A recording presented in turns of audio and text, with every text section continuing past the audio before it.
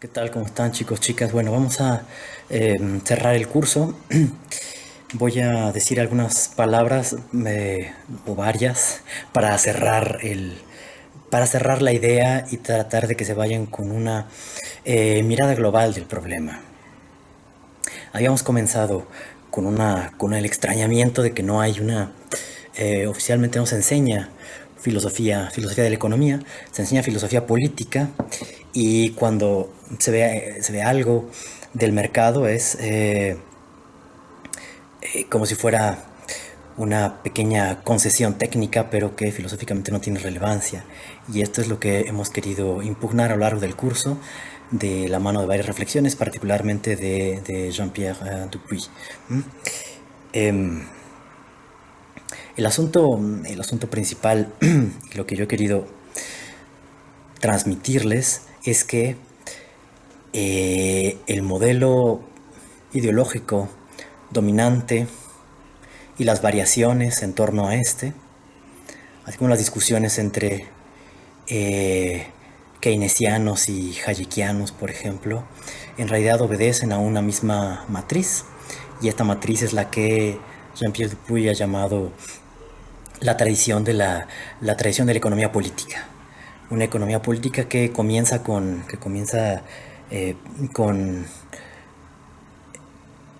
o bueno, se gesta de manera más clara, aunque hay varios antecedentes, aparece de manera muy clara en esta tradición de David Ricardo, por ejemplo, por un lado, pero sobre todo en Smith. Entonces ya vimos que la tradición la tradición de la economía política, por un lado, nos presenta una antropología filosófica de los seres humanos como seres deseantes y seres que se espejean los unos a los otros y que compiten. Y por el otro lado, y al mismo tiempo, nos promete una solución o una manera en la cual esta relación de los individuos, comandada por la envidia y por las pasiones más bajas, como podríamos colegir, por ejemplo, de la fábula de las abejas de Mandeville, termina por ordenarse. Y termina por ordenarse sin tener que recurrir a dos figuras principales, ya lo veremos, que son ambas figuras de la soberanía del monarca y la soberanía del pueblo. Bueno, empecemos para tratar de delinear de qué sé que solamente nos quedamos en el primer capítulo, no era posible avanzar más, saben lo cortos que son los semestres, etcétera, y etcétera, etcétera, pero quisiera situar bien la propuesta de Dupuy, quisiera señalar con quién está realizando un diálogo, para que si ustedes tienen interés en el futuro puedan seguir avanzando. La tesis principal, o más bien el título, ¿sí?, que refleja la tesis del texto, proviene de una lectura y de una adhesión incluso a René Girard. René Girard es otro teórico que ha hecho del centro de su interrogación el problema de la violencia. Y la violencia muy particularmente desde el punto de vista de la antropología, y cómo se extiende una cultura de la expiación y de la envidia en las sociedades contemporáneas. Vamos a ver muy rápidamente qué es lo que dice. Las sociedades, ¿cómo se constituyen? Bueno, pues él adopta o sea, su punto de partida es el deseo. Las sociedades se constituyen a partir de deseos. Y un poco como podríamos pensar en la línea de Kojève, las sociedades se constituyen a partir de deseos recíprocos. No deseamos tal o cual cosa en abstracto, sino deseamos otra cosa porque otro la desea. Y en última instancia lo que deseamos son los deseos de los otros. Entonces, dice René Girard, no porque esta sea su línea de pensamiento, su filiación, pero sí que se hace eco con esta manera de concebir el deseo, es que nosotros estamos expuestos a los otros, y es en el juego de los espejos donde aprendemos a desear, donde ejecutamos el deseo y donde los otros desean. Y esta estructura de reflejos en las cuales deseamos lo que los otros desean y viceversa, lo que se termina produciendo es una alimentación y retroalimentación de la envidia. ¿Por qué? Bueno, porque finalmente nadie es... El deseo de uno no es nunca coincide con el deseo del otro. Y de hecho hay una dimensión, y esto podríamos también sacarlo un poco del psicoanálisis, hay una dimensión también imaginaria respecto al deseo del otro. Es yo deseo lo que otro desea porque lo que yo también atribuyo, lo que él también le atribuyo a él.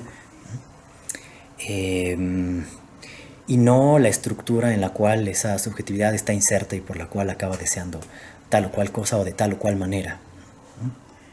Mi deseo, para ponerlo muy lacanianamente o sobre todo kojevianamente, es el deseo del otro, pero este no poder compatibilizar los deseos recíprocos que tenemos ni las expectativas que nos hacemos, lo que produce es un clima de violencia. Y este clima de violencia está alimentado y retroalimentado, digo, por la envidia. Entonces es de aquí de donde surge la envidia, de este deseo mimético de parecerse a los demás o de constituirse como ser deseante a imagen y semejanza de los demás. Pero entonces, dice Girard, mi respuesta es la misma que la que yo percibo de los otros, es decir, la de la violencia. Entonces, poco a poco, lo que se termina desatando es una nueva forma, ahora sí, puramente simbólica, pero con consecuencias muy concretas, con consecuencias muy concretas de la guerra de todos contra todos. Es una especie de estado de naturaleza que no tiene nada de natural, pero que lo llamamos así por ser el grado cero de la civilización, por decirlo de alguna forma, o de forma paradójica es la base y es el tope de la civilización.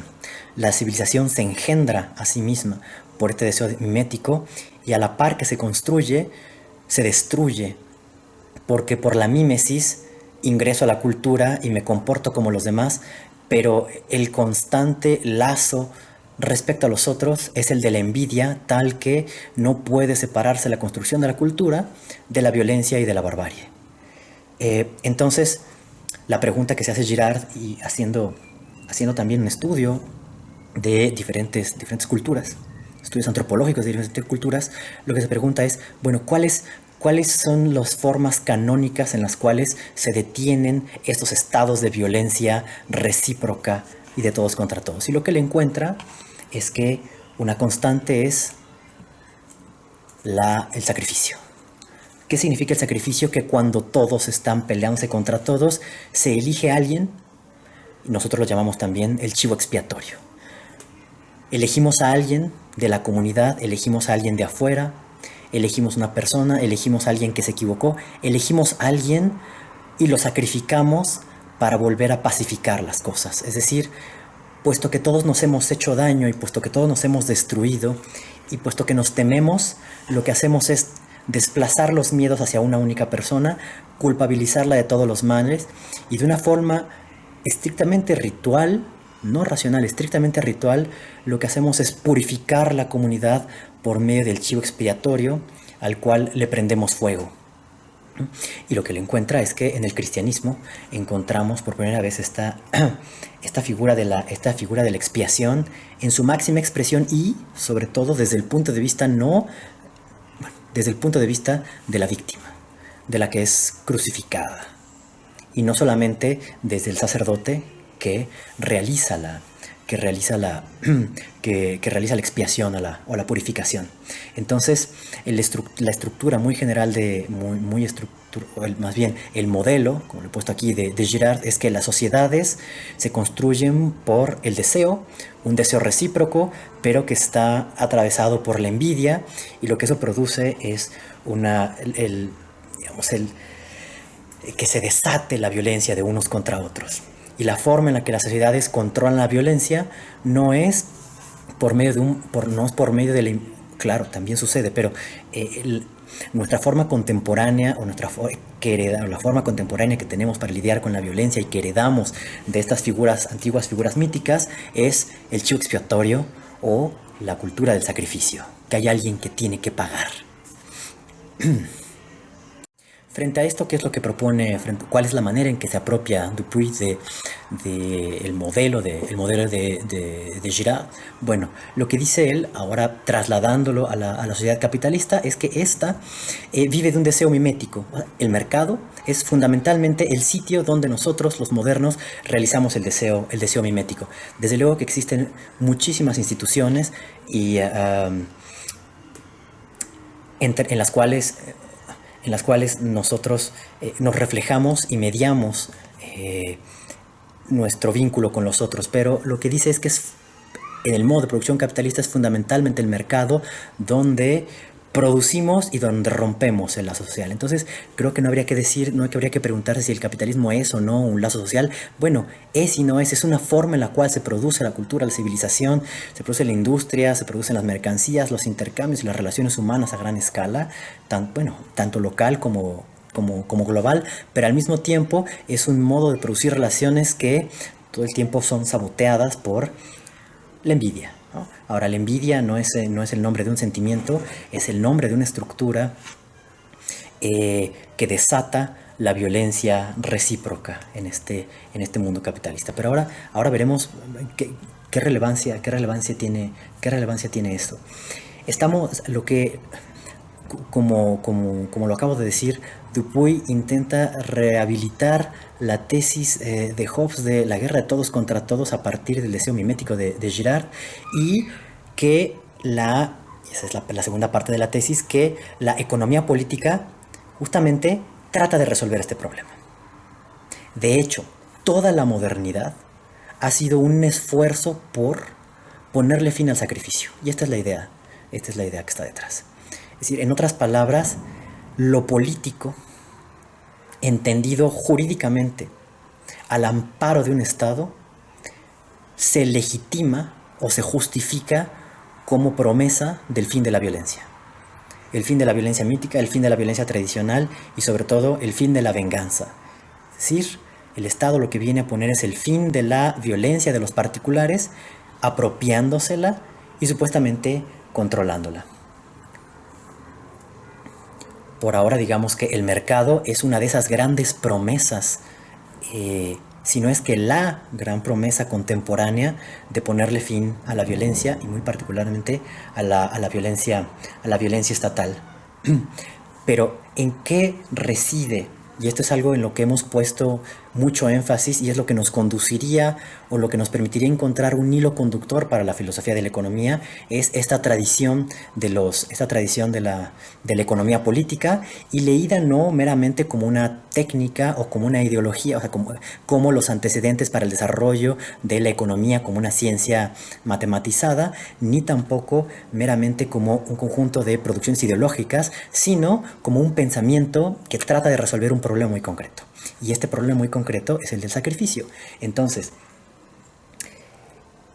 lo que distingue, y es lo que dijimos en el video pasado, lo que distingue a la filosofía o al pensamiento de la economía política de otras dos grandes vertientes de la derecha y de la izquierda, que es el decisionismo y la soberanía, y el comunismo, es que intenta resolver el problema de la violencia y de la envidia de todos contra todos, sin hacer intervenir la trascendencia. ¿Cuál es la experiencia que nosotros tenemos en el siglo XX y qué es aquello que acerca, pese a las grandes diferencias, a comunismo y al comunismo, tal como lo conocemos, tal como lo conocimos, o tal como se intentó desarrollar, y al fascismo? Pues que las dos constituyen un intento por resolver las contradicciones o el salvajismo capitalista por medio de la invocación de una excepción o por medio de el acceso directo a la presencia de la voluntad. Otra vez, frente a un mundo desgarrado, frente a un mundo desarraigado, desarraigado de la tradición, desarraigado de sus costumbres, pero también desgarrado por las guerras y sobre todo desgarrado porque los individuos no tienen más vínculo que las frías aguas del cálculo económico. La cuestión es ¿qué se hace? ¿Qué hacemos con la sociedad? Y entonces la propuesta de la derecha y la propuesta decisionista que va de Hobbes a Schmitt es invocar el poder de un monarca o de un soberano o de una figura extraordinaria que podrán ser después el Duce o el Führer en Alemania, en Italia, durante la Segunda Guerra Mundial.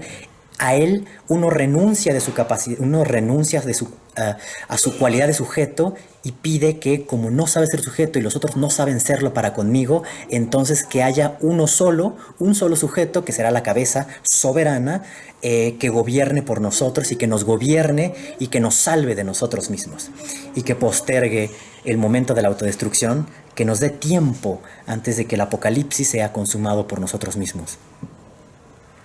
Pero entonces es la invocación de un poder absoluto, del poder del soberano, el que pacifica y el que le gana tiempo a la autodestrucción. Por otro lado, el comunismo, en buena medida, lo que hace es desarrollar una crítica muy certera del capitalismo, pero intenta salir del atolladero de la misma manera. En otras palabras, intenta salir del antagonismo por medio de la invocación de la voluntad popular. Es otra vez la voluntad, no es la voluntad soberana del individuo, sino es la voluntad soberana de la totalidad. Y esa totalidad es el pueblo. El problema no es ese, sino el problema es que la invocación sea el llamado, o que haya una invocación a la presencia y comparecencia del pueblo en su unidad. Y el asunto es que el pueblo no posee ninguna unidad, ni puede tenerla. Es creer que el pueblo es en realidad el verdadero soberano porque está copiado sobre la imagen del monarca, solamente que distribuido por todos, constituyendo un gran cuerpo. Entonces vemos en qué sentido está el frontispicio del soberano en Hobbes, del Leviatán, nos hace confundir qué es esto, qué en realidad de quién es el cuerpo. ¿Es el cuerpo del soberano? ¿Si es el cuerpo de la población? Y hay varios tránsitos ahí entre la derecha y la izquierda que logra detectar muy bien, sin que sean lo mismo, sin que se caiga en la trivialidad de equipararlos. Pero lo cierto es que la razón por las cuales nosotros en el mundo tenemos un modelo dominante que está basado en la economía de mercado es porque esta filosofía y este pensamiento supo identificar las homologías estructurales que había entre la derecha y la izquierda, entre el antiguo régimen y el nuevo régimen revolucionario, y supo contenerse y postular una supuesta solución que ya veremos cómo falla, y eso es en donde estamos históricamente ahora, pero propone una solución en la cual no sea la voluntad racional del pueblo, ni la voluntad racional del monarca, ni tampoco la mera voluntad, es decir, ni el voluntarismo del pueblo, ni el voluntarismo del monarca, el que logra apropiarse de la totalidad del campo social para pacificarlo y dar una dirección. ¿Qué es lo que propone? Pues lo que hemos dicho lo que se propone es un tránsito de nivel, es decir, una autoorganización, tal que nosotros como individuos operamos según la envidia, pero a nivel global y a nivel agregado, según la ley de los grandes números, se termina produciendo un autoordenamiento. Entonces, mientras nosotros menos apelemos al Estado y menos apelemos al capricho popular, entonces más dejaremos que el mercado haga lo suyo. Y dejar al mercado hacer lo suyo es dejar que la autopoiesis autogobierne el mercado y que la sociedad entera se autogobierne en el mercado y como mercado. Entonces verán hasta qué punto esta idea no requiere de la ley, no requiere de la legalidad, ni fundada en el soberano, que desde arriba y verticalmente le impone, ni tampoco de la ley manada del pueblo. Lo que dice es que no hay ley, lo que hay es una especie de naturalismo que termina haciendo que el resultado sea el óptimo. Entonces la crux y el punto central consiste en la división de la sociedad como individuos conscientes y la sociedad como resultado agregado. En el nivel de abajo está la moralidad y en el nivel de arriba está el comportamiento global y el comportamiento de los grandes números, y que no se debe estorbar. ¿Por qué? Bueno, porque en última instancia la coincidencia entre la ley natural y la ley moral está en esta idea de el equilibrio, de que en última instancia las cosas se equilibran y al autoproducirse se equilibran, y ese óptimo material es también el óptimo moral.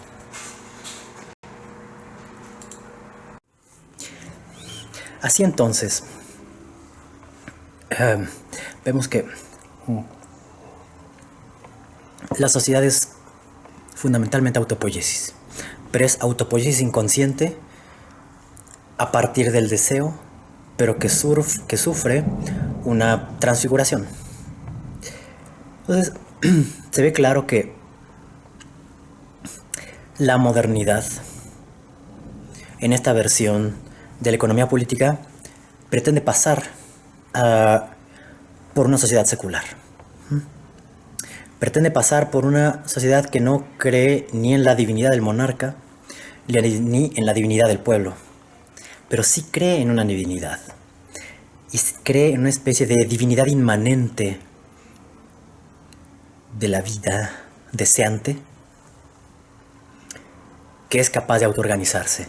Entonces, por esta razón tiene que haber un residuo, y ese residuo de divinidad está encarnado en lo que hemos dicho, que es el principio de equilibrio. Toda la teoría de juegos está pensada, por ejemplo, para explicar las relaciones humanas en el mercado, y siempre se buscan aquellos juegos que tienen un equilibrio, llamado un equilibrio de Nash, que eventualmente remite al concepto más genérico de equilibrio, cuya primera versión es esta entre la oferta y la demanda. Hay puntos óptimos donde lo que se pide y lo que se da encuentra satisfacción. Ahora, la gran paradoja que podríamos llamar del capitalismo es que, por un lado, nos dice que hay puntos de equilibrio que serían los puntos de satisfacción. Son aquellos puntos en donde se satisface la sociedad. Equilibrio. Pero por el otro lado, sabemos que el capitalismo es puramente relativo o relacional. ¿Qué significa eso? Que no tiene finalidad. El capitalismo sí logra encontrar un punto de equilibrio muy bien, pero no es su finalidad. De hecho, no tiene ninguna finalidad excepto incrementar la ganancia. Es decir, vencer la tasa de retorno, es decir, obtener plusvalor. Que el capitalismo sea siempre plusvalor, significa que entra al mercado con un dinero y lo que quiere hacer es salir con más dinero, es decir, eso se llama incrementar el capital. Al ser un sistema que solamente busca ganarle al prójimo o producir yo mismo más de lo que produje el año pasado o monopolizar el mercado, no hay modo de satisfacer. Es falso que el capitalismo tenga como finalidad la satisfacción de las necesidades. No tiene finalidad. Lo único que lo mueve es este deseo mimético entre sus competidores o entre los individuos que se convierten en competidores, y a gran escala es la producción de el sistema que subsidiariamente produce cosas que sí nos sirven, pero que no tiene otra finalidad que a sí mismo, es decir, producirse y reproducirse como incremento. Eso quiere decir que tenemos una contradicción de fondo entre la fe última en el equilibrio y la realidad del incremento, que lo que busca es introducir un constante desequilibrio. Ese es un primer elemento. Y el otro elemento problemático en esta teoría de la economía política es cómo se explica ese tránsito entre los individuos con sus deseos y sus envidias, que son individuos empíricos, y este ámbito trascendental en el cual se ordenan fíjense qué interesante, no es la clásica filosofía alemana en la cual, ni tampoco la filosofía francesa que se apropia de Kant, por ejemplo Foucault, en la cual se cree que el trascendental es algo que gobierna directamente a las personas. Aquí es, cualquier cosa puede gobernar a las personas, pero el trascendental es un resultado que solamente se lee en el estado agregado. En otras palabras, no hay una ley que mueva las piezas se mueven como quieren, pero en otro nivel de organización, en otra escala, ya no en el de los individuos, sino en el de la sociedad, surgen regularidades. Entonces, es una curiosa inversión de nuestro concepto del trascendental, porque ese es un trascendental que opera en el resultado, pero no en los componentes, ni es previo a los componentes. Y eso es muy interesante y muy novedoso. Pero esto lo que hace es dejarles un mínimo a los individuos de divinidad. Ahora, esto es extraño porque, a ver, lo que hemos dicho es que la economía política, esta tradición de pensamiento, afirma que podemos pensar la sociedad sin divinidad, es decir, de manera absolutamente secularizada. Y también afirma que no necesitamos la trascendencia ni del monarca ni la trascendencia del pueblo. Y sin embargo, confía en esta especie de teodicea o ley divina en la cual las cosas por sí solas se van a arreglar o se van a autorregular. Se van a autoproducir y autorregular sin que nadie les haga nada. Y ese es quizás el último reducto religioso que nos queda contemporáneamente. El último gran bastión, si lo quieren ver así, de nuestra tradición teológica.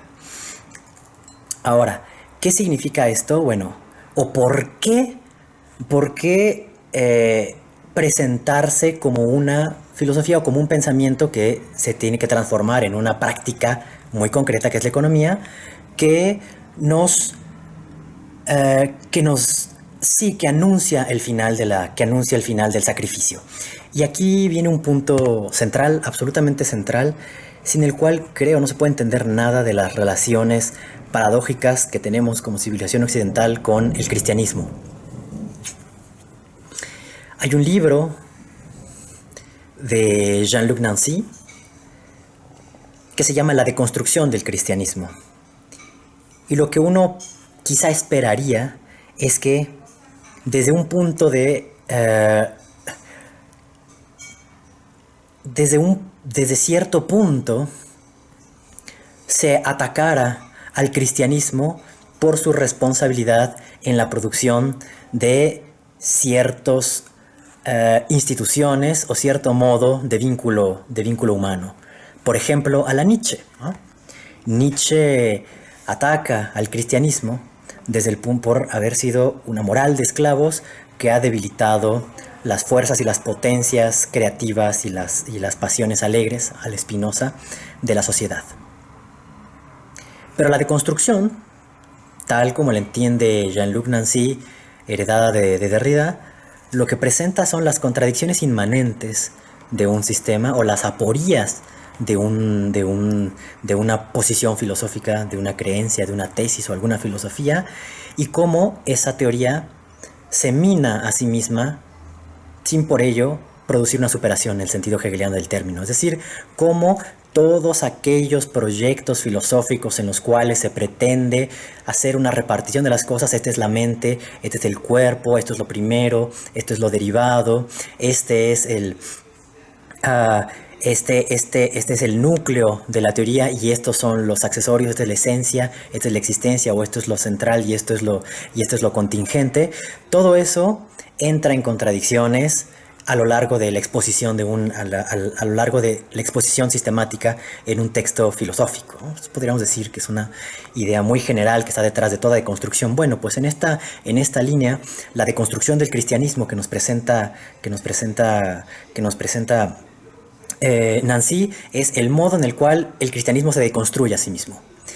Y esto hay algo muy particular en el cristianismo respecto a otras religiones, y es el hecho de parecer contradecirse desde el momento mismo en el que se promulga. ¿Cómo lo decimos? ¿Cómo podemos explicar esto? Todas las religiones evolucionan, todas las religiones tienen tensiones, todas las religiones generan sus propias contradicciones, algunas son de carácter meramente teológico, es decir, que racionalmente no pueden ser compatibilizadas, otras son contradicciones, vamos a llamarlas prácticas, entre lo que se dice y lo que se hace, pero a diferencia de estas contradicciones que van surgiendo sobre la marcha, parecería que hay algo en el cristianismo paradójico en su propio planteamiento, y que es lo que lo hacía tan indigesto para los griegos con su pensar racional. De hecho, parecería que deberíamos darle el crédito al cristianismo por haber naturalizado la paradoja, o por haberle dado derecho de ciudadanía a la paradoja. Que lo sabemos, con la primera de ellas, y a esto es a lo que me estoy refiriendo, es un Dios que es humano. Un Dios que se hace humano y que se muere como humano, pero regresa a ser Dios para que puedan los hombres acceder a lo divino, y después promete su venida, en la cual mientras tanto nosotros intentaremos vivir a su imagen y semejanza, sabiendo que de todos modos fuimos hechos a imagen y semejanza suya.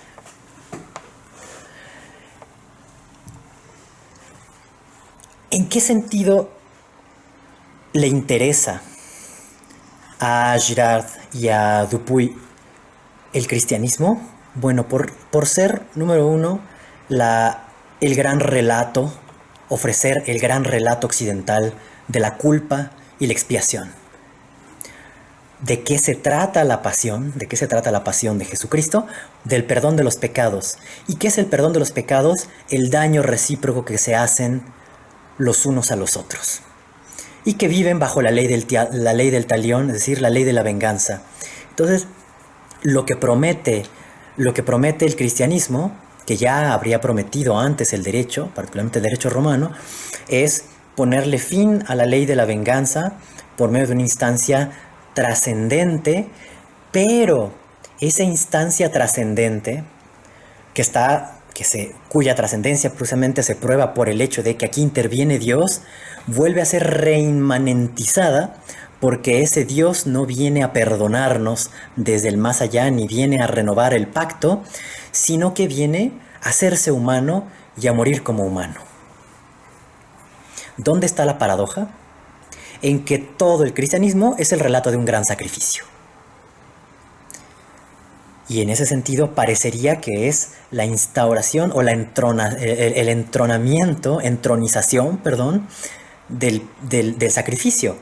Pero al mismo tiempo, lo que propone el cristianismo en esta figura del Cristo es que Él se inmola para que los otros no se inmolen entre sí.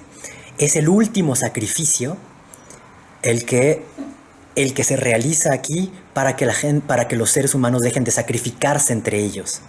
En otras palabras, el sacrificio clásico es el dar la muerte, o el preparar una ofrenda, o dar la muerte a un animal, o dar la muerte a un ser humano para ofrecérselo como ofrenda a Dios, y entonces tenerlo contento demostrando lo que uno ama.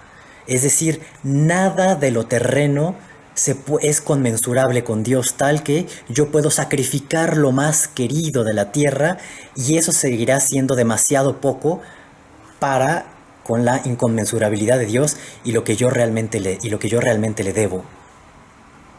Por tanto, el límite del sacrificio está desde luego en sacrificar al propio Hijo, y esto lo vemos en Abraham, en el Antiguo Testamento. Desde luego que Dios le detiene la mano, pero yo, como ser humano, tengo que ser puesto a prueba, y si no estoy dispuesto a entregar a mi propio Hijo por el amor de Dios, entonces no amo. No es que no ame a Dios o a mi Hijo, es que no amo. En este sentido, el otro sacrificio, el segundo sacrificio, ya no es el sacrificio de un ser humano, sino es Dios que le pide a los hombres que lo sacrifiquen. Y al pedir que lo sacrifiquen, ellos cometen desde luego un crimen, porque además están matando a un hombre, están matando a un ser humano, pero este será el último en ser sacrificado, porque si lo que viene después de este sacrificio de Dios que se autoinmola y que se hace hombre para poder morir, entonces ahí está lo inconmensurable, no solamente desde el hombre hacia Dios, sino de Dios hacia el hombre. Y esto hace que la perspectiva se invierta, porque entonces ya no es solamente el ser humano mirando a un Dios lejano, al Dios escondido, al Dios venidero, al Dios secreto e inescrutable, sino que en el cristianismo vemos el mundo desde los ojos de Dios. Y entonces en la cruz, cuando Jesucristo dice, Dios mío, Elohim, Elohim, lama sabachthani, algo así, ¿no? Que lo traducen como Dios mío, ¿por qué me has abandonado? Es Dios que se separa de sí mismo y Dios que se abandona de sí mismo y que se sacrifica para que finalmente los humanos se perdonen entre sí. Ahora, si Dios muere, si Dios, que es trascendencia, se vuelve inmanencia para poder morir, al mismo tiempo ese Dios renace, pero ya no renace como Dios trascendente, como puro Padre, sino ahora renace como ese tercero que constituye la Trinidad, que es el Espíritu Santo. ¿Y qué es el Espíritu Santo? Es el espíritu de la comunidad. ¿Y qué es el espíritu de la comunidad? Pues la huella de lo divino en los humanos. Entonces, la trascendencia divina se convierte en inmanencia, es decir, en carne, el verbo se hace carne, luego muere como carne y luego renace, pero dentro de los corazones de los creyentes en la comunidad. Entonces, parece ser la gran contradicción, la contradicción, no es una contradicción, la paradoja fundante del cristianismo. Los tránsitos entre lo divino y lo humano en los cuales se confunden todo el tiempo los límites, y algo muere para poder renacer, pero en un nuevo elemento. Y entonces parece que eso se convierte en el modelo propio de la modernidad. Es decir, ¿cómo hacemos para invocar una última violencia que ponga fin a todas las violencias? Porque no solamente en la violencia mítica, sino en la violencia cristiana y después en la violencia estatal, la violencia solamente se conjura con violencia. La violencia del asesinato, por ejemplo, piensen en las Euménides, la violencia que es el mundo antiguo, la violencia de un asesinato solamente se sacia con la consumación de la venganza, y la consumación de la venganza con el apoyo de los dioses, porque lo que se ha roto no es solamente una relación humana, sino es el orden cósmico, y por lo tanto tienen que ser convocados los dioses para que la venganza pacifique la sed. Y esa sed de la venganza está en las furias, que son que después se llamarán Euménides cuando son pacificadas en un segundo momento, cuando son civilizadas. El segundo momento es en el cual el Estado pone fin a la ley de la venganza y a la antigua ley de la familia para introducir el derecho. Y el derecho aparece como sagrado. Pero hay otro momento, pero aquí aparece el derecho sagrado y por lo tanto la ciudad tiene una protectora. En este caso de las Euménides, que era un ejemplo que le gustaba mucho a Hegel, las Euménides, la que transforma las furias en Euménides, las erinias, es Atenea, que es la diosa de la ciudad, y la diosa de la racionalidad, y es la diosa de la cultura. Hay un paso de la cultura en la creación del derecho y en la creación de la ciudad. Pero lo que estamos hablando aquí ya no es del mundo antiguo, sino ahora es de la modernidad. Entonces, si la violencia antigua es la venganza que sacia el hambre por un asesinato, en el caso del surgimiento de la ciudad tenemos una violencia estatal que obliga a los ciudadanos a someterse a una ley común.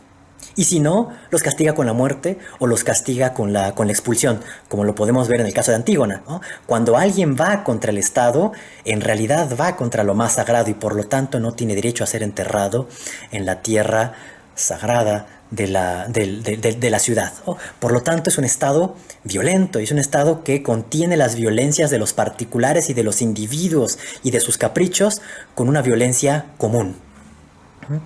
Y esto se llama monopolio de la violencia, ¿no? Pero en el caso de la modernidad ya no puede ser una ya no puede ser la violencia meramente una violencia que es de una forma ambigua, civil y divina, sino que tiene que ser la violencia humana conteniendo la violencia humana. Entonces, nosotros veremos que la formulación de Weber respecto al Estado contemporáneo y racional es aquel que tiene el monopolio de la violencia. ¿Y por qué el monopolio de la violencia y por qué definir a un Estado moderno que lo que nos anuncia es el fin de la violencia de todos contra todos? ¿Por qué definirlo en términos precisamente de violencia?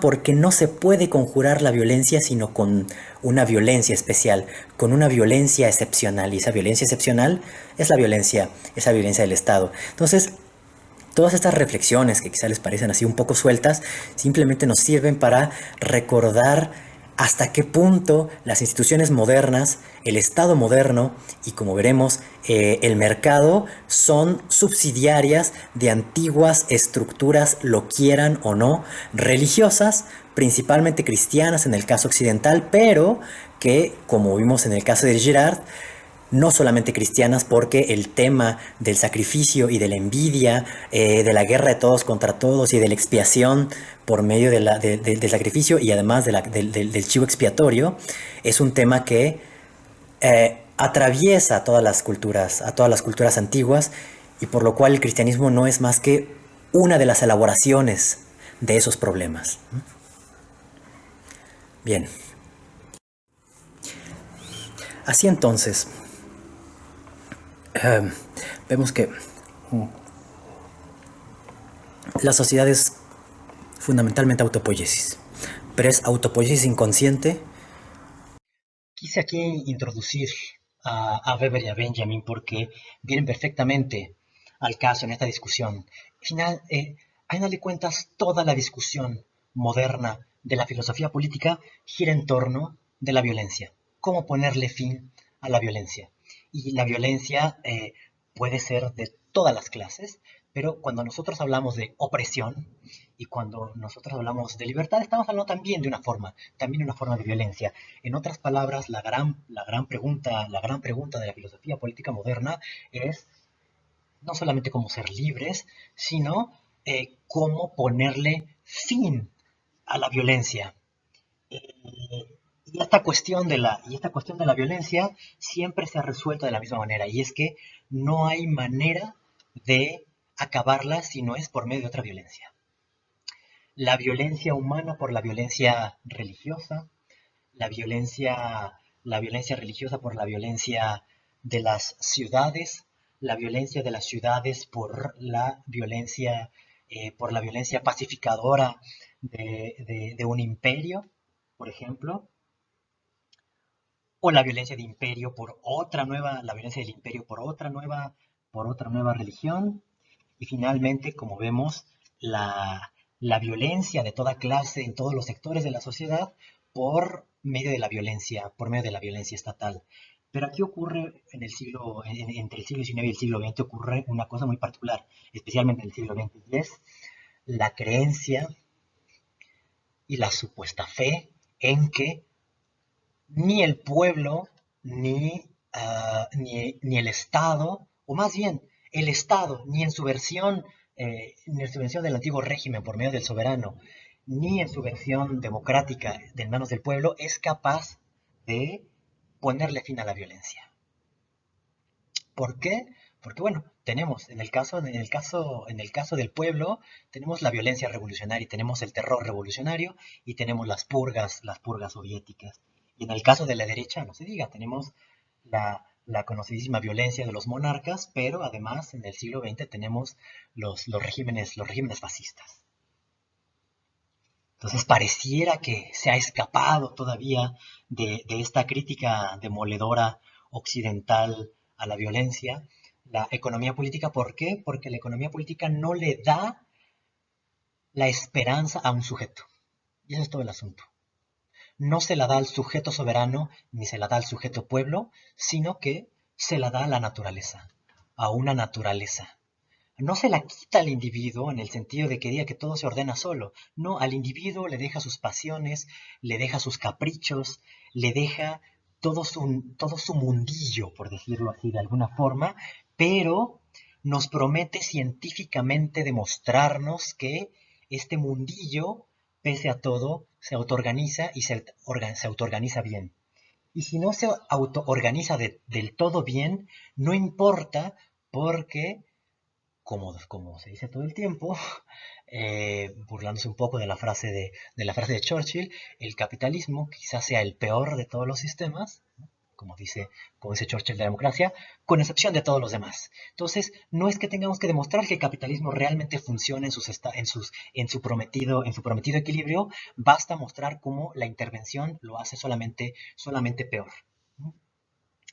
Entonces, pareciera que eh, pareciera que el siglo XX se orienta contra estas dos formas de totalización, la totalización popular proletaria y la totalización en la figura en la figura del soberano, y a lo que apuesta en última instancia ese horizonte que lo mueve, y esto quizá les sorprende, es el anarquismo. El siglo XX es fundamentalmente anárquico.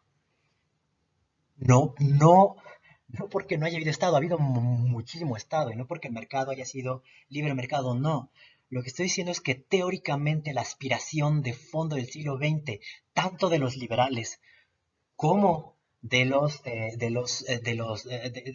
posmodernos, es decir, todo aquello que nosotros entendemos como pensamiento o que hemos podido ver como pensamiento de avanzada, cree en el anarquismo. Entonces podemos encontrar un anarquismo en Benjamin, podemos encontrar un anarquismo en Levinas, de él habla precisamente de lo sin principio, de lo que no tiene principio. Podemos encontrar una anarquía en Deleuze, pero, y por mucho que le sorprende, también podemos encontrar una anarquía o un anarquismo en los defensores del libre mercado, ¿no? Hay esta idea de que la totalización conduce a la violencia y que la forma de destotalizar es cortando toda justificación teleológica. A ver, ¿por qué? El Estado tiene un fin y tiene el fin de salvaguardarse a sí mismo y estabilizar ciertas relaciones entre sus ciudadanos y ciudadanas, lo cual está codificado en el derecho, ¿no? Y al codificarse se transforma en derecho positivo. Pero eso hace que el Estado siempre necesite la justificación de la violencia, esto es Benjamin, o necesita una justificación para ejercer la violencia. Y al final lo que termina haciendo el Estado es siempre justificándose, y si no vean a Colombia, justificando su propia dominación por medio de una violencia que la disfraza de la forma que la intenta disfrazar en su forma más brutal posible, que es la policía, ¿no? Porque la policía no juzga, la policía no habla en nombre de la ley. O sea, bueno, es justificada por la ley, pero la policía a lo que sale es a reprimir y a pegar. Y más cuando se trata de policías militarizadas, ¿no? Eh, entonces, el Estado fracasa modernamente como aquella instancia capaz de poner fin a la violencia. Pero entonces se promete que quizá el mercado, quizá el mercado pueda finalmente, si no es teleológico, si no puede ser usado por nadie, no puede convertirse en un instrumento político y por lo tanto no puede someterse a esta lógica de la justificación de la violencia en la cual uno siempre es violento por un bien mayor, ¿no? Y eso es finalmente la gran historia de los estados en el siglo XX, siempre en nombre de un fin mayor, en nombre de la libertad, en nombre de todos estos grandes ideales es que se ejerce la violencia. Pero lo paradójico es que en nombre de la libertad es que uno puede cercenar la libertad. Es en nombre de la justicia que uno puede ser injusto y es en nombre de la igualdad que uno puede justificarse las más grandes injusticias. Esto es el gran mecanismo de sacrificio de envidia que está en el Estado, que el mercado prometió, al cual el mercado prometió poner fin, y lo que vemos es que esto no es lo que sucede. ¿Por qué? Y esto es parte del trabajo que está haciendo Dupuy, y que se dirige no solamente contra los teóricos del libre mercado, sino también contra los liberales como Rawls o Nozick, que pretendiendo ofrecer mecanismos de regulación o donde se tamice un poco la injusticia dentro de los regímenes capitalistas, y que supuestamente son libertarios, bueno, lo que está demostrando Dupuy es que estos siguen dentro de la lógica sacrificial. ¿No? Y siguen dentro de la lógica, ¿por qué?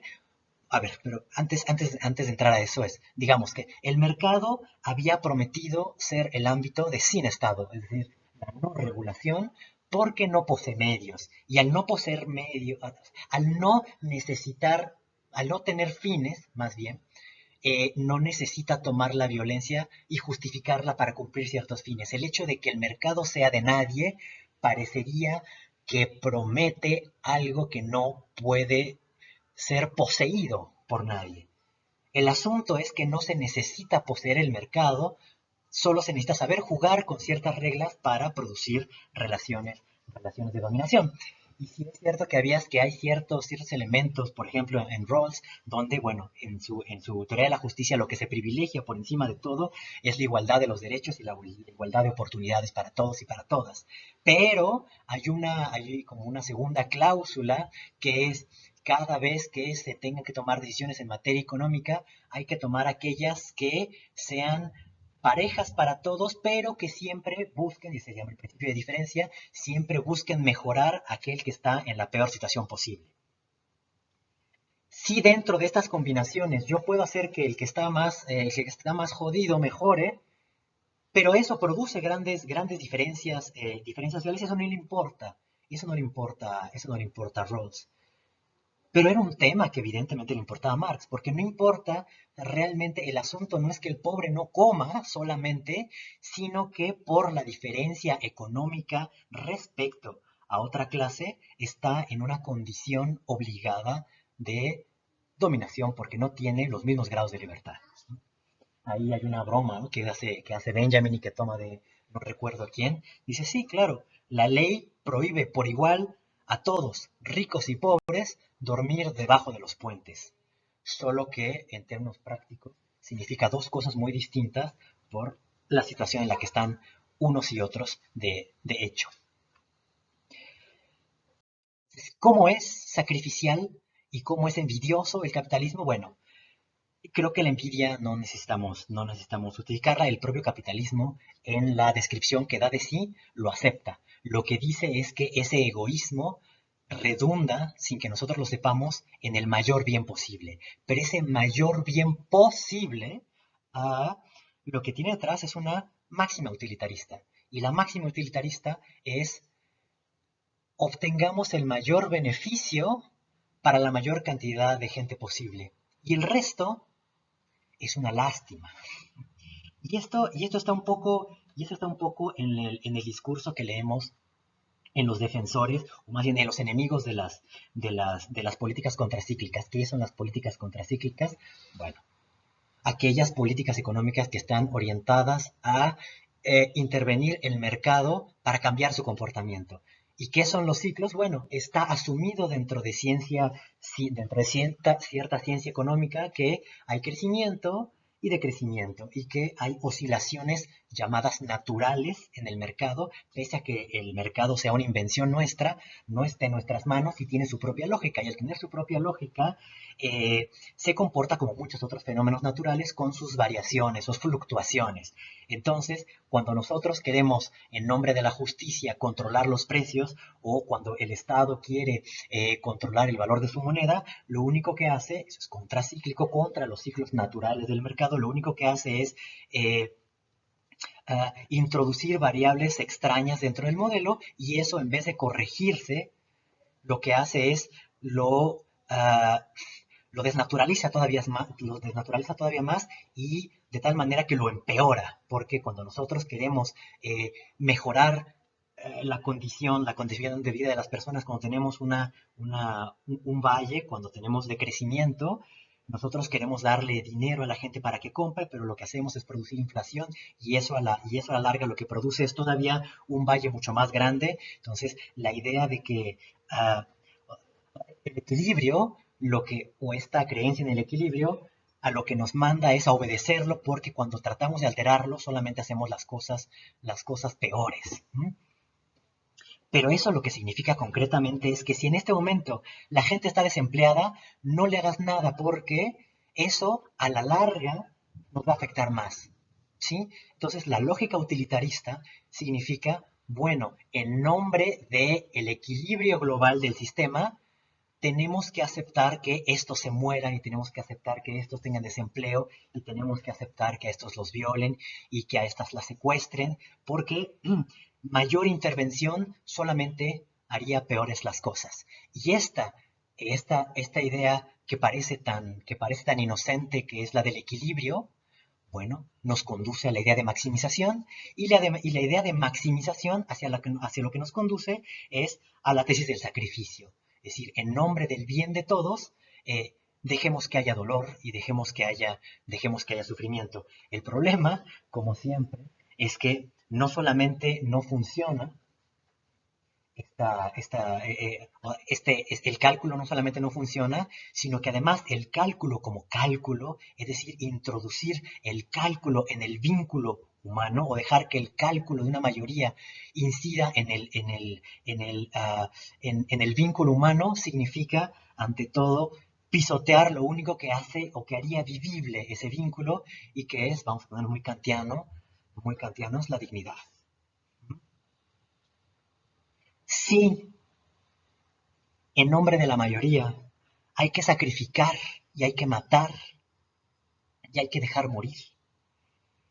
Esa es una sociedad que no merece ser vivida y que no es digna. Sobrevivir por encima de otros sin ninguna dignidad significa el fracaso absoluto de la política y el fracaso absoluto, desde luego, de la modernidad.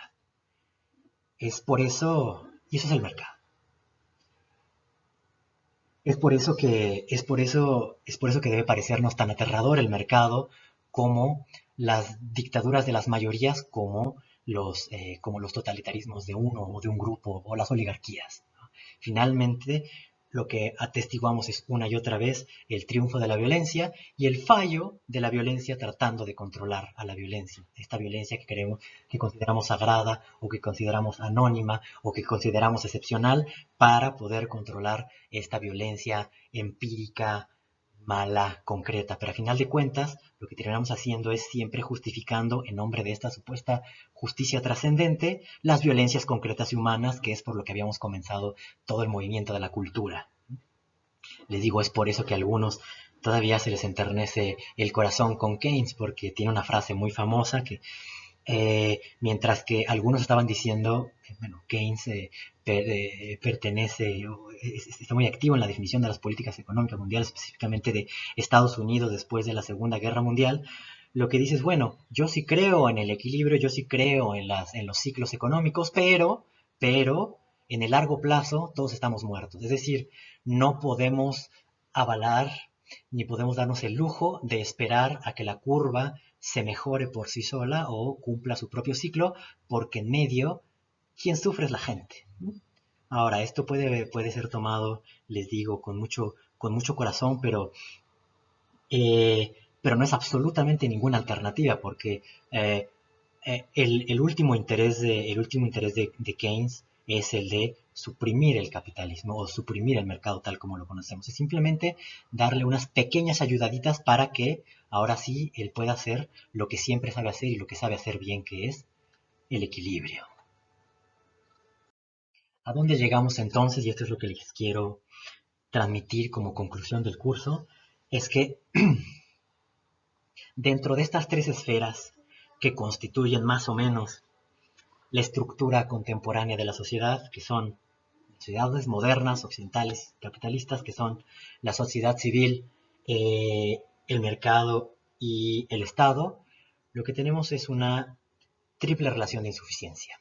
El Estado había surgido y estaba justificado, sobre todo si atendemos a la definición de Weber, como aquel que es capaz, y también si consideramos a Hobbes, como aquella construcción humana, violenta, pero que es capaz de poner fin a la violencia entre los individuos. Es decir, trata a todos con la misma violencia, pero impide que nosotros, individuos, nos asesinemos, nos robemos y nos destacemos.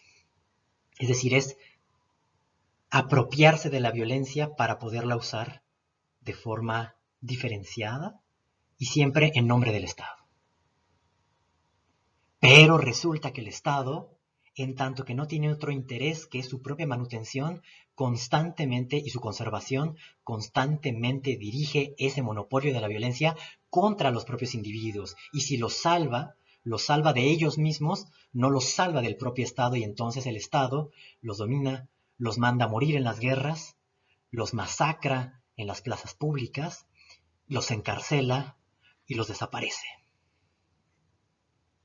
Entonces, surge históricamente esta gran duda respecto al Estado y se dice, bueno, es que el Estado tiene actores muy particulares, el Estado hace que haya ciertos ganadores constantes en el juego de la oferta y la demanda. ¿Por qué no finalmente liberamos al mercado del principio que lo detiene y que lo gobierna, de su arjé, de su gobierno, es decir, del Estado? Y entonces pensemos en un mercado como el sin Estado, desregulado y como una pequeña utopía anárquica, es decir, como absoluta autoorganización. Y por eso es que les decía en otros videos qué cerca están las teorías del caos y de la autoorganización, ahora que acaba de morir Maturana, y de la autopoiesis del mercado, porque el mercado se ha presentado como eso, autoorganización sin una inteligencia que lo dirija desde arriba, es decir, sin un deus ex machina. Como sí lo es la revolución, que pretende tomar las riendas de la historia y apropiarse del destino a partir de la voluntad popular, o como lo quiere la derecha o la ultraderecha, que es darle el poder absoluto a un único o a un grupo privilegiado, porque es el único, es el señalado y es el que tiene ahora sí el destino de la comunidad en sus manos por haber sido elegido y ser una persona excepcional. Entonces, Polanyi, por ejemplo, había mostrado hasta qué punto el delicado equilibrio de Europa antes de las guerras mundiales se había debido a acuerdos comerciales. De ahí que haya ciertas razones, no sé si buenas o suficientes, pero sí hay razones para pensar que los intercambios económicos de alguna manera en ciertos momentos subliman la violencia directa.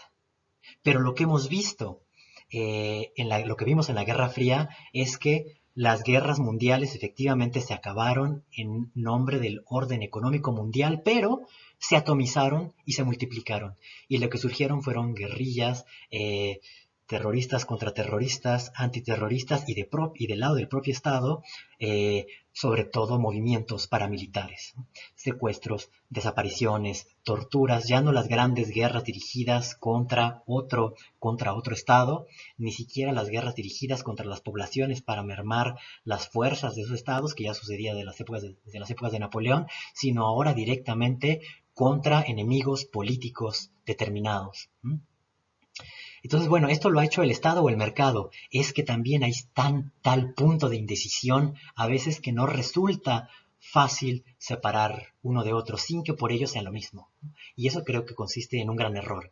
Aplastar el análisis y creer que el totalitarismo del Estado se prolonga en una especie de totalitarismo del mercado. No, son dos cosas, pero que saben entrelazarse y desenlazarse, cooperar y luchar de tal manera que se produzca un orden de otra escala. Entonces, pero bueno, esto es lo que vimos, que los estados siguen avanzando sus intereses comerciales por medio de guerras, no guerras mundiales, pero sí guerras de mediana y baja intensidad en todo el Medio Oriente, que lo vimos en todo el Medio Oriente, ¿no? después de la Segunda Guerra Mundial. Y desde luego también que ya habíamos empezado a ver desde antes en las otras etapas del colonialismo, desde luego en África, en Asia y todavía antes en América Latina. Pero Lo que vemos ahora es una cosa mucho más brutal y es la violencia directa en el propio mercado. Es decir, condiciones de explotación, falta de condiciones laborales, trabajo esclavo, trabajo de niños y niñas, desde luego, trata de blancas, prostitución infantil, todo eso es negocio.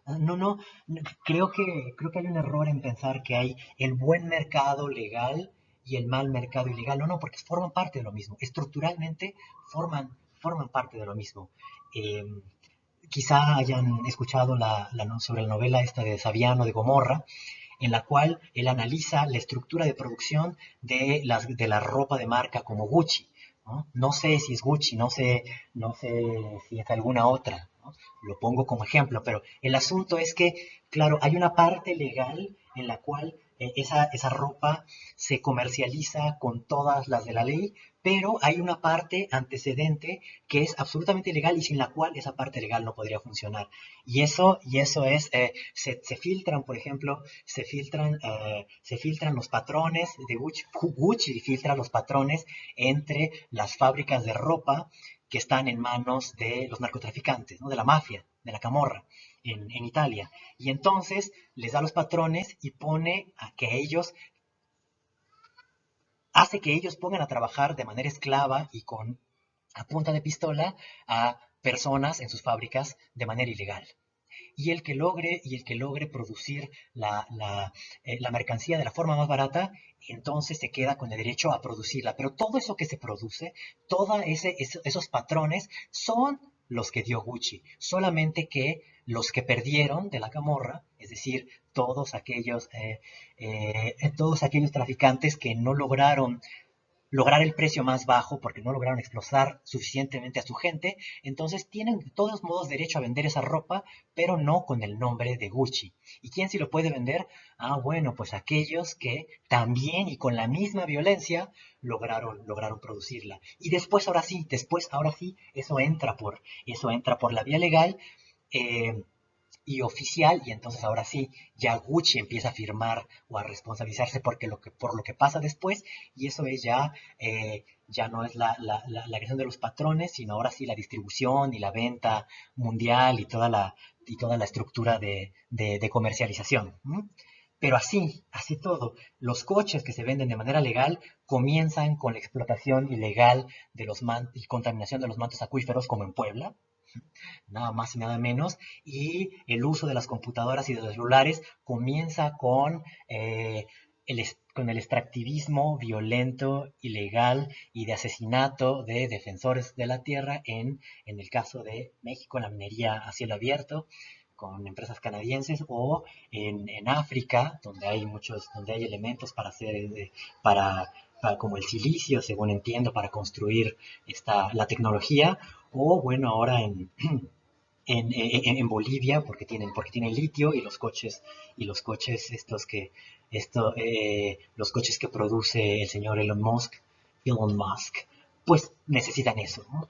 Entonces, la extracción capitalista resulta que es igual de violenta que lo ha sido siempre en el nivel más básico, y que después se va normalizando, se va legalizando y se va convirtiendo en este mercado que supuestamente creemos que se autoorganiza, ¿no? Pero no se organiza nada, no se autoorganiza nada. En el centro, en el corazón de este sistema capitalista, que decimos regido por el libre mercado, hay lo más parecido a esta violencia originaria de la que hablaba Marx. Entonces, si no es el Estado y no es el mercado, ¿qué es de lo que todo mundo habla actualmente? Y con esto concluimos en la gran promesa de la sociedad civil.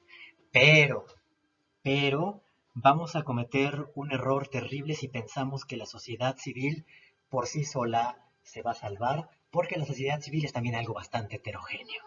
Por sociedad civil debemos entender, es un concepto burgués, es un concepto liberal, pero si lo extendemos lo suficiente para incluir a la sociedad en general, sociedad civil deberá incluir movimientos sociales, deberá incluir levantamientos, deberá incluir experimentos de autogestión, pero también y necesariamente incluye a las organizaciones no gubernamentales. Y las organizaciones no gubernamentales no solamente son grupos de defensores de derechos humanos, no, las organizaciones no gubernamentales son en gran medida y en su mayoría extensiones y brazos de las propias empresas. que actúan ya no en nombre de, sí, actúan en nombre de sus propios intereses, pero bajo figuras civiles que hacen lobby, que tienen el derecho y la legitimidad para hacer lobby político en el Congreso en todas las partes del mundo, ¿no? La sociedad civil también es este mercado de la reivindicación de las identidades culturales, sexuales, tradicionales, etcétera, ¿no? No es que le esté condenando, el asunto es que, es que si yo me asumo única y exclusivamente como alguien que pelea por sus derechos, por su cultura y por sus asuntos y el resto le tiene sin cuidado, entonces no hago más que transferir la misma lógica del mercado, pero ahora en la lógica de las identidades y la lucha social a partir de la búsqueda de mis propios beneficios, ¿no? Hay una terrible ingenuidad de cierta izquierda de que los usos y costumbres son el camino, la defensa de los usos y costumbres son el buen camino para liberarnos del mercado salvaje y del estado violento, pero la población es igual de violenta como lo puede ser un inversionista, ¿no? Hay, piensen, por ejemplo, en las relaciones de patriarcado. No tienen por qué ser ni mercado ni Estado para ejercer relaciones de dominación y vejación contra las mujeres. Está en la sociedad, está en la sociedad civil. Y en nombre de ningún uso y costumbre, podríamos ni deberíamos eh, solapar algún tipo de violencia contra niñas, contra mujeres, homosexuales, lesbianas, género, transgénero, hipergénero, cualquiera. Entonces, eh, si uno quiere hablar de autonomía, si uno quiere hablar de autogestión, bueno, necesariamente necesita hablar de gobierno. Y si habla de gobierno, necesariamente se aproxima a la idea del Estado y a la justificación del Estado. Hay que gobernar, ¿sí? La pregunta es cómo nos gobernamos. Pero no solamente cómo nos gobernamos, sino cómo convivimos con los otros que se gobiernan de otra manera. Y no solamente tenemos que ver cómo nos gobernamos frente a los otros gobiernos, ¿no? Sino además cómo regulamos la violencia y los intercambios materiales que son los que suscitan constantemente violencia, ¿no? Les decía yo, claro, desde luego que hay violencia simbólica, faltaba más, y desde luego que el capitalismo es un sistema simbólico, pero es un sistema simbólico que tiene potestad sobre los cuerpos y tiene acceso a la violencia, y es eso lo que hace que funcione como sistema. Es un sistema simbólico material. Es un sistema que hace que haya hambre, que hace que haya dolor, que hace que haya desesperación, que hace que haya llanto, que hace que haya vergüenza, que hace que haya vejaciones, que hace que se sufra, que se produzca dolor, es decir, que se haga sufrir. Esa es la violencia. Esa es la violencia. Y la violencia opera sobre los cuerpos. No solo, pero también y de gran manera y a nivel global. Sobre los cuerpos, o sea, sobre las mercancías y sobre las sensaciones que producen las mercancías y también sobre la manera en que nos mantienen en la vida y en este modo de vida. Tales y cuales cosas y tales y cuales relaciones con los demás. Entonces, la conclusión es saber leer las violencias en la sociedad civil, las violencias en el mercado y las violencias en el Estado sin pensar que uno de ellos va a poder controlar el otro o va a poder introducir el orden en el otro. Es decir, no podemos pensar ninguna, es inútil pensar en una jerarquía y es inútil pensar en que cualquiera de ellos tiene la solución. No solamente la sociedad civil está en tensión con ella misma, sino también el Estado está en tensión con él mismo y el mercado está en tensión consigo mismo, pero el Estado está en tensión el Estado está en tensión con el mercado y también con la sociedad, y la sociedad con el mercado y el Estado, y todo el punto es, dentro de estas tensiones recíprocas que producen y reproducen la violencia, cuál es el trayecto y cuál es el modo en el cual podemos articular estas tres bestias para no dejarnos gobernar en última instancia y autodestruir por la violencia. Y que, repito, es la única justificación por la que hacemos filosofía política, para vivir dentro de cierta libertad, dentro de cierta justicia y a ponerle fin a esa violencia que constituye nuestra cotidianidad. Muchas gracias, les agradezco muchas gracias por su paciencia. Les agradezco también el haber seguido el curso, sus participaciones en los foros, en las pocas reuniones en vivo que tuvimos. Pero bueno, pues así fue la pandemia. Aquí nos tocó vivir, pero creo que dentro de todo logramos darnos el tiempo para hablar, para escuchar, para pensar. Y eso en estos tiempos es bastante. Pero bueno, muchas gracias.